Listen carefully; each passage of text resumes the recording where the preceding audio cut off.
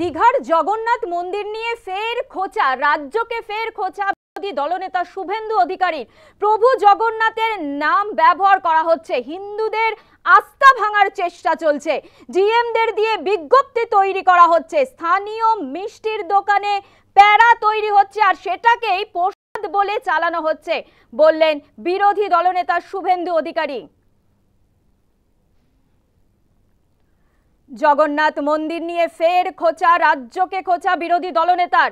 প্রভু জগন্নাথের নাম ব্যবহার করা হচ্ছে, হিন্দুদের আস্থা ভাঙার চেষ্টা চলছে, স্থানীয় মিষ্টির দোকানে প্যারা তৈরি হচ্ছে আর সেটাকেই প্রসাদ বলে চালানো হচ্ছে।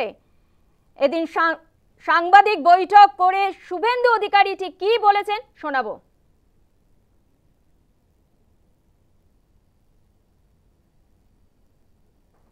এই প্যাকেটটা তৈরি হচ্ছে, এই প্যাকেটটার দাম হচ্ছে 20 টাকা। একটা গজা, একটা পেড়া।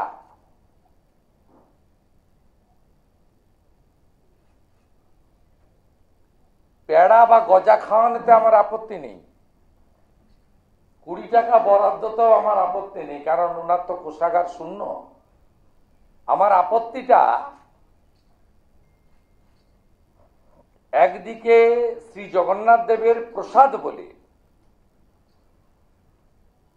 উনার হাসি মুখের ছবি সহ যে ভাস্কর্যটা সরকারি টাকায় দীঘাতে তৈরি হয়েছে, কালচারাল সেন্টার, 20 টাকার প্রসাদ, একটি পেড়া, একটি গজা, এবং এটাকে নাম দেওয়া হচ্ছে প্রসাদ। কত বড় আস্থায় আঘাত! এটা মমতা ব্যানার্জির পেড়া আর গজা হিসেবে নেবেন, প্রসাদ হিসেবে কেউ নেবেন না, যদি অরিজিনাল হিন্দু হয়ে থাকেন। মাননীয় মুখ্যমন্ত্রী, আপনার দুটো চোখ যদি খোলা থাকে, আপনি জমজমের পানি আপনার ভাইপোর জলের ফ্যাক্টরি থেকে, লিপস এন্ড বাউন্সের ফ্যাক্টরি থেকে বানিয়ে পাঠাতে পারবেন?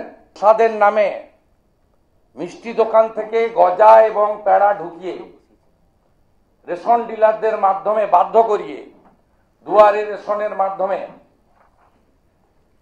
হিন্দুদের ভোটকে বিভাজিত করার জন্য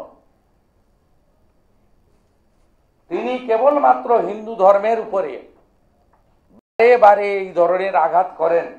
আমরা এটা পর্দা ফাঁস করলাম মাননীয় মুখ্যমন্ত্রীর মিথ্যাচার, হিন্দুদের আস্থায় আঘাত,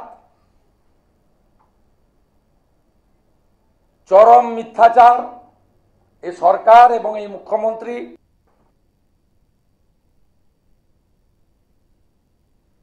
দীঘার জগন্নাথ মন্দির নিয়ে ফের খোঁচা বিরোধী দলনেতার।